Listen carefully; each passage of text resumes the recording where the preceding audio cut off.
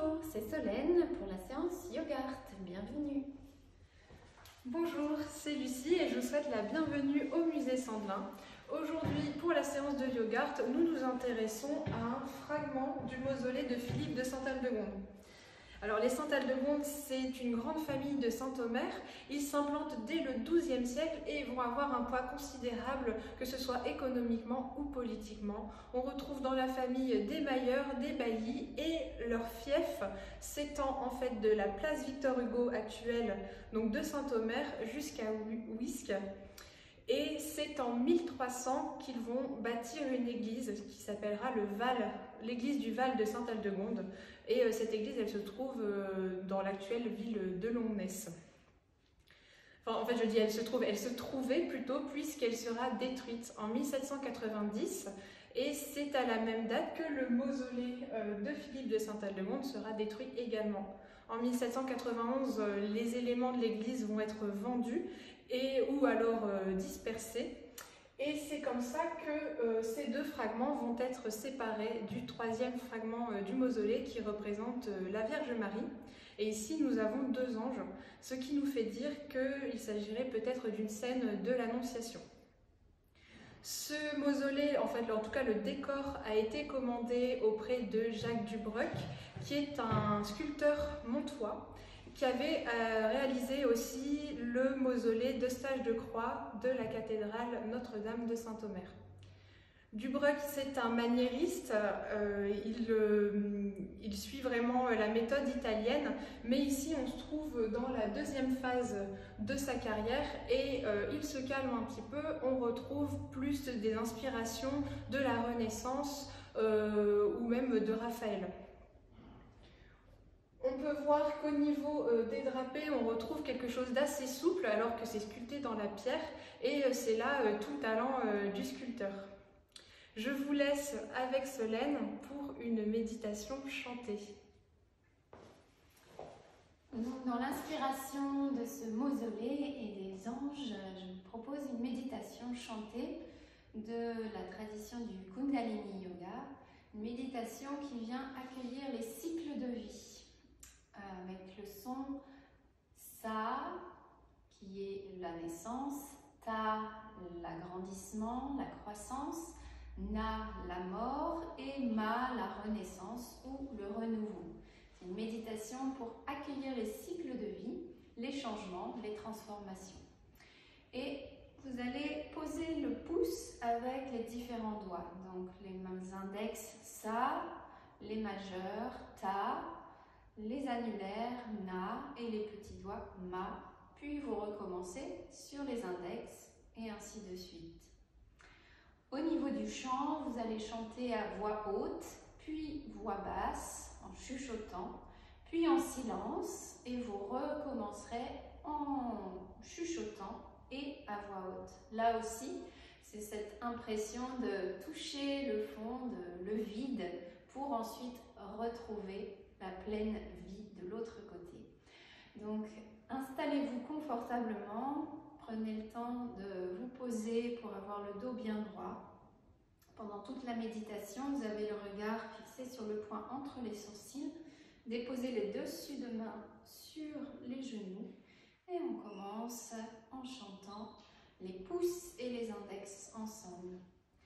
Satanama, Satanama,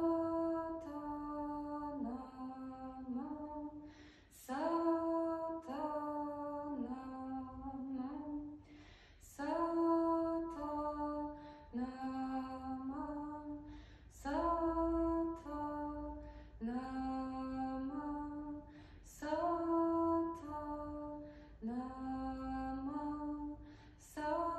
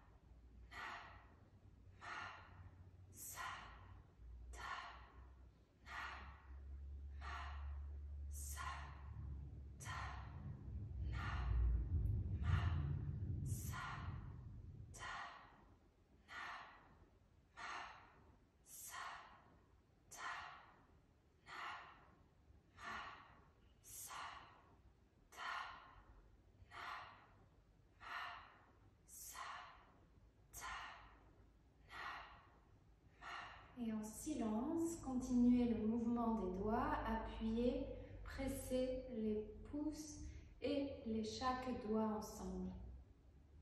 Chantez intérieurement sa, ta, na et ma. Accueillez les cycles de vie, les transformations, les changements.